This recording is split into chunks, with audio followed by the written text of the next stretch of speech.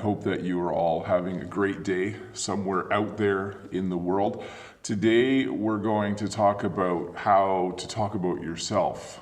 Vivian Epstein has the next question. She says, what do you do on the weekends with family or friends? So generally on the weekends right now, Jen and I on Saturdays, we work. Okay, so we have a lot of flowers to cut and process. On Sundays, we crash. I'm not sure if you know what that means, but on Sundays, we try to get a nap in. We try to catch up on sleep. Sometimes on Sundays, we prepare food for the rest of the week. So we will fry up meat and freeze it because we are really busy right now on the flower farm.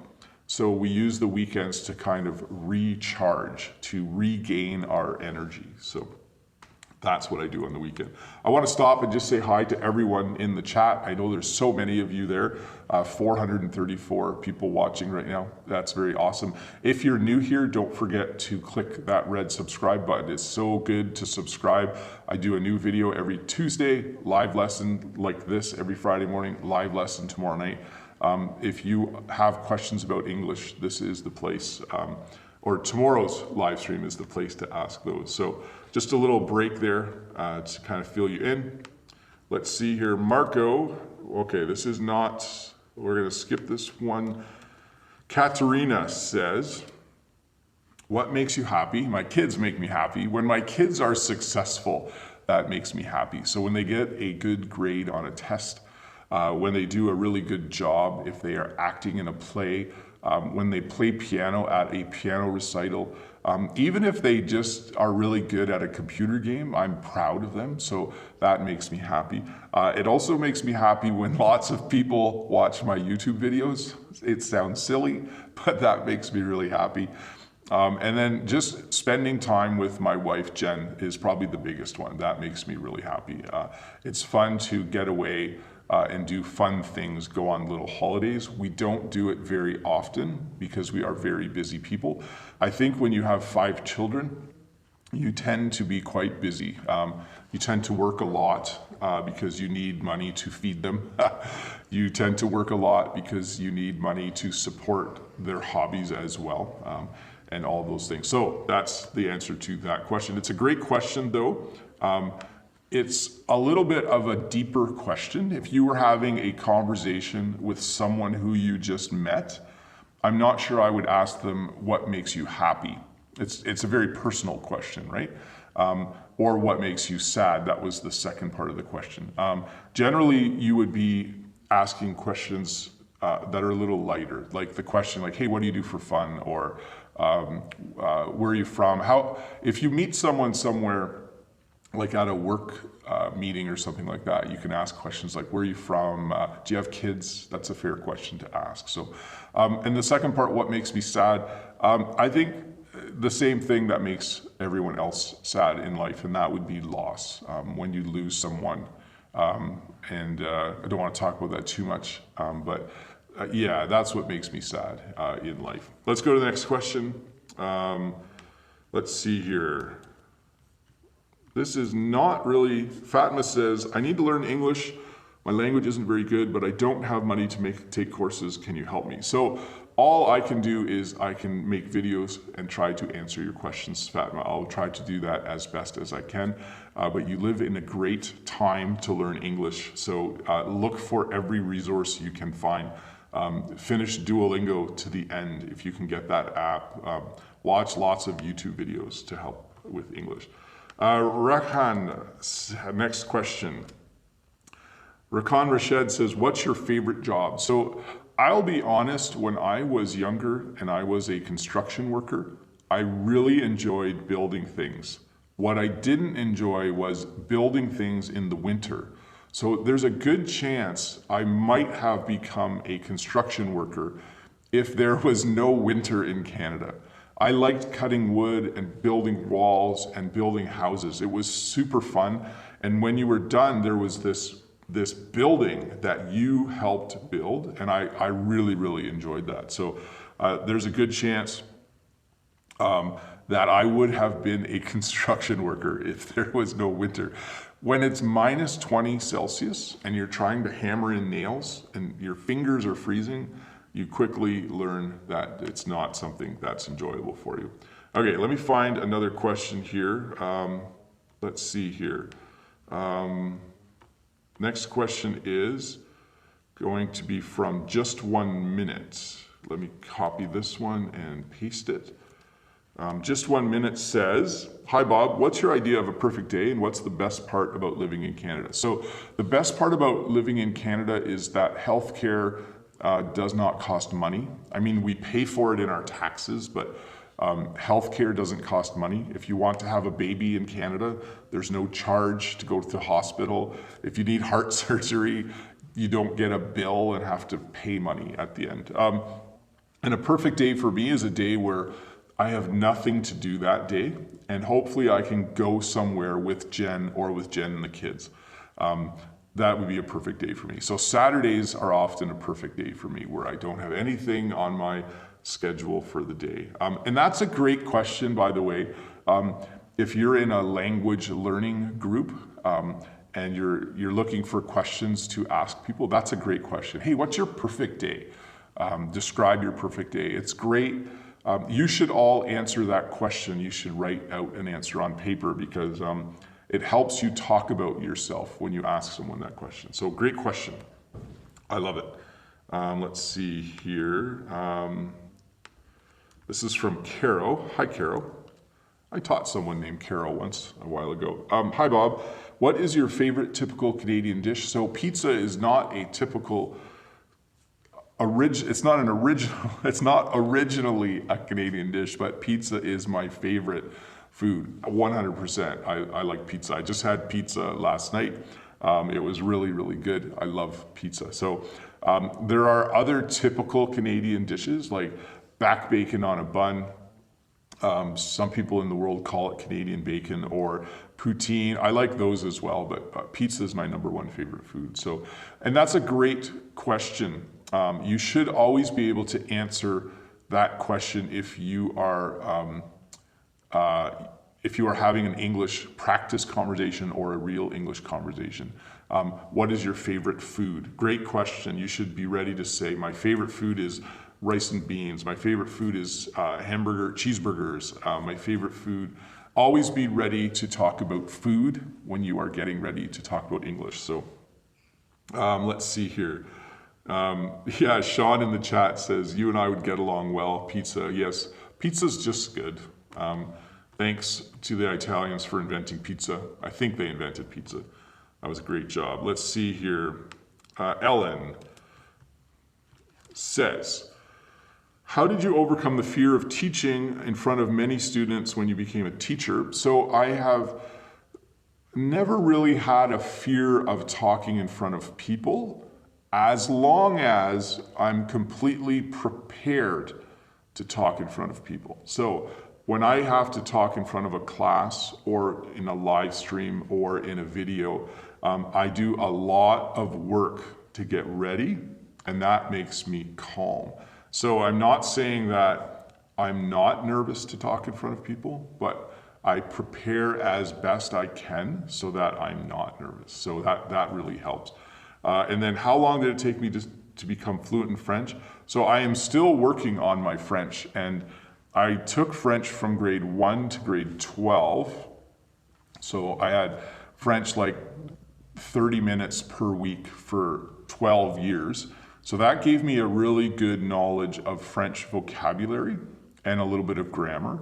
But I really didn't become fluent till I lived in Quebec City for about 9 or 10 months. So you really need that. When you get the experience of living in a different language, that really, really helps you become fluent for sure. Let's see here. Next question. Remember, guys, if you have questions, okay, there's the fly again. If you have questions, please use the message in chat. Please don't spam the chat with a question over and over again. That just doesn't help any of us. So Henry from Taiwan. Oh, this is a great question. Henry from Taiwan says, in a business meeting, how do I introduce myself briefly to impress the participants in the very beginning? Thank you so much. That's a difficult one because it depends on who's in the meeting. If they're people that you know a little bit, You can share more about yourself. You don't want to brag. Like, you don't want to say, hi, I'm Henry from Taiwan, and I built $8 million businesses in 10 years, and I am the richest man in the world, and I've come to make a deal with you. You're better off, here's my advice. Introduce yourself in a humble way, but always ask other people about themselves. So the key, I think, to winning people over is not always, like, you should talk about yourself. Like, hi, I'm Henry from Taiwan. I started a business 12 years ago with my partners, and we now sell automotive parts around the world. Our sales are now in the millions. You can brag a bit, but the key, the real key to impressing people is to ask them about their lives. So if you have a meeting and you introduce yourself, as soon as there's a coffee break or a time to talk, you need to engage with other people and ask them about their lives. That's the best way to do it. I think that's universal around the world. Roman from Russia. Yeah, this is a new thing in the world, Roman.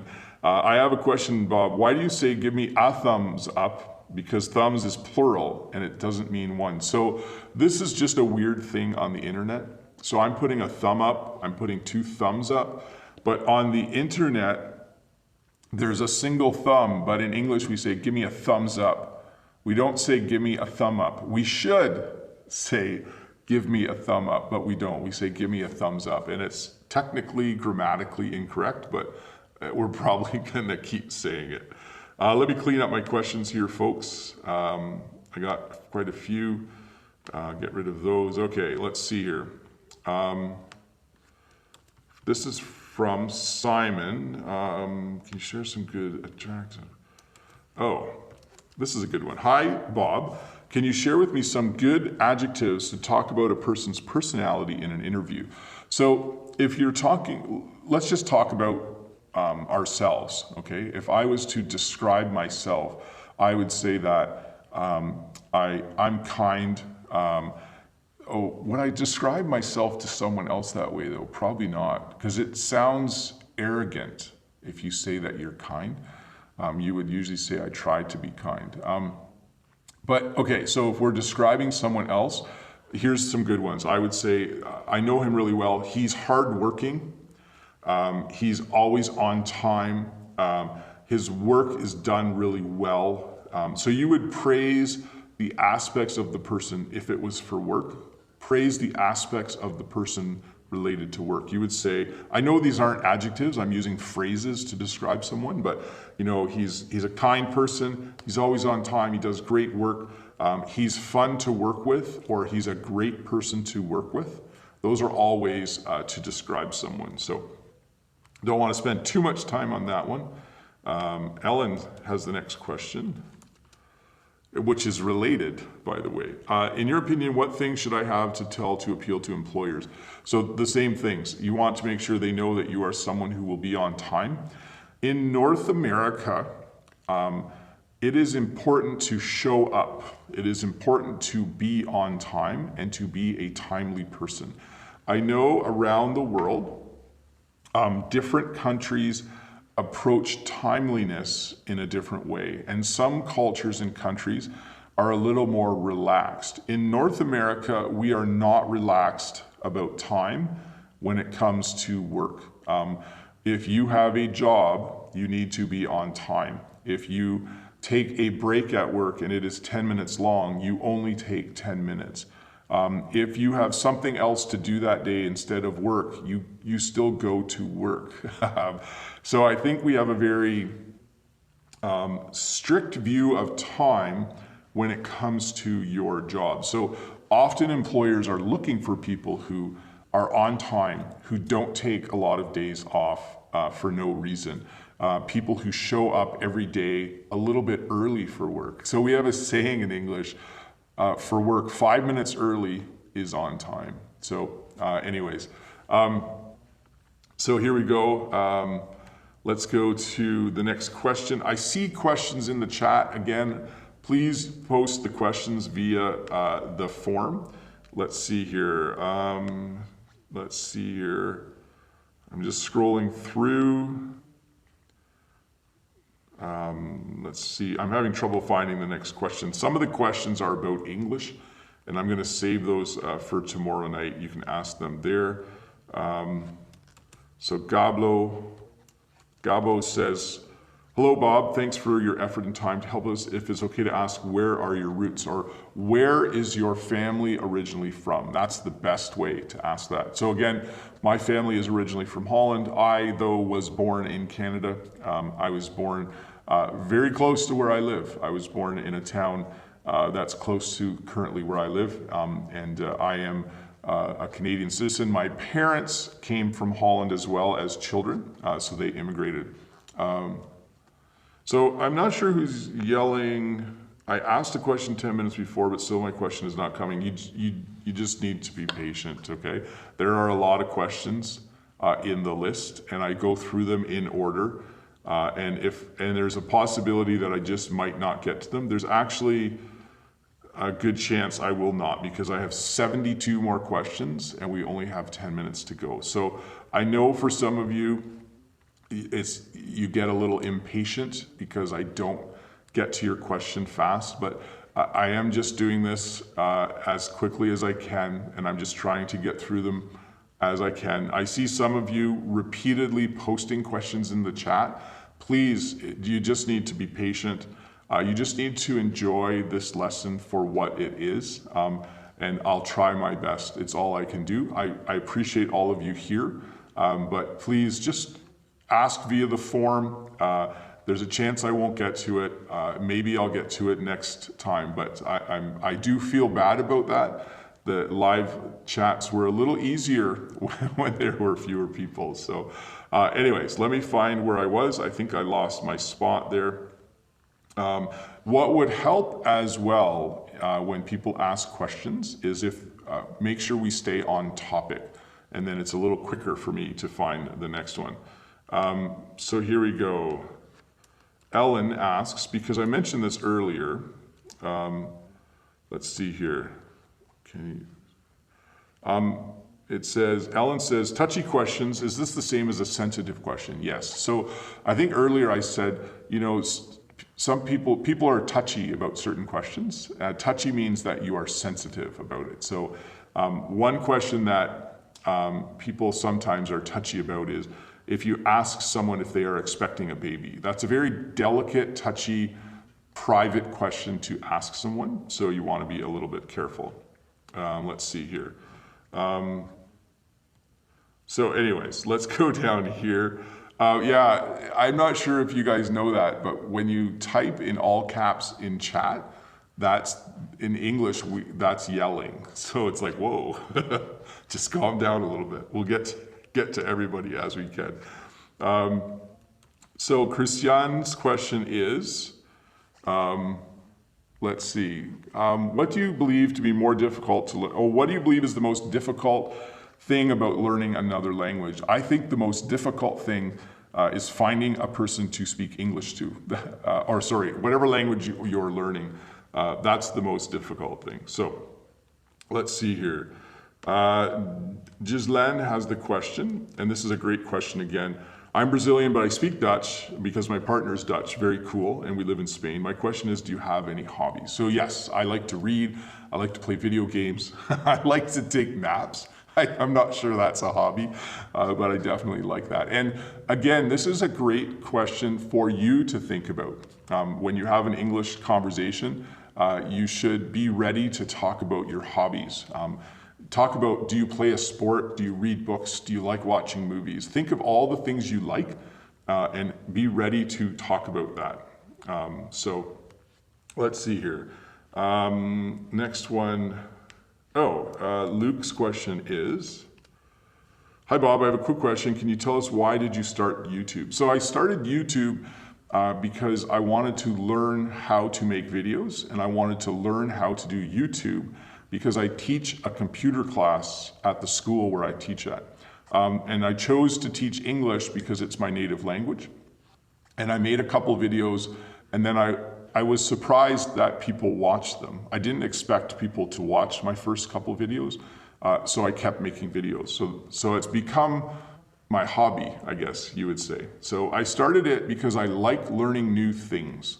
It's always good to learn new things. And it just kind of kept going from there. Lolly Lolly says, do you want your children to take over your farm? So this is a common question when people own a business or when they own something like a farm. People want to know, are any of your kids interested in taking over the business? Are any of your kids interested in taking over the farm? When you take over something from your parents, it means that you start working for them and eventually you own that business. So Lolly's question is, are any of my kids going to take over the flower farm? And I don't know yet. We have to wait and see. Jen and I talk about this once in a while, and we always say, you know, as our kids get older, they are always welcome to take over the farm someday or become involved in the family business. But if they don't want to, that's fine as well. So if they go to university, that's great. Let's see here. Next question. Let's see. A lot of grammar questions in the chat, and we're trying to talk about ourselves today. So it says, Lynn says, how do you commute? Great question. So we would normally say, how do you get to work? That would be the right way to ask that question. Like, hey, Bob, how do you get to work every day? So I drive right now. So I drive because there's no bus, there's no train, there's no subway. I live too far away to bike to work. Okay, that's not true. I could bike to work, but I don't. So I drive every day to work. And I don't carpool because I don't live close to anyone else. So just let me check that for a sec. So Sean, you're saying the video is pixelated. It looks fine on my reverse feed, so hopefully it fixes itself. So that's the question. We do sometimes say, like, do you commute? So sometimes people live close enough to work that they can walk. If you walk to work, we generally don't call it commuting. But usually we just say, hey, how do you get to work? That's the simplest way to ask that. Let's see here. Just going to mention a couple things. One is, thanks for watching this. I can't believe, you know, I don't like to look at the number of people who are watching. So we're at 520. That's great. I just thanks for watching. I hope your English is improving as you watch this. But again, if you're new here, don't forget to subscribe, and you can give me a thumbs up. It sounds funny when I say it now. If this video is helping you, that would be great. Let me get through a few more questions here. Let's see here. Let's see. Here's a great question. Oh, there's so many grammar questions, guys. It's hard for me to sort through, so I'll try to be a little more clear next time.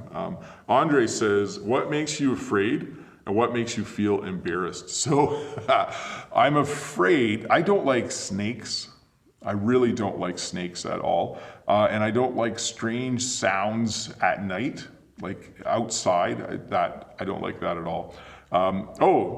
Christian Oliechia has given me a super chat. Thank you so much. I will use that to buy my kids a little bit of pizza tonight. So, and what makes me embarrassed? I'm embarrassed if I don't do a good job on something and someone sees it. So I really like to do things well.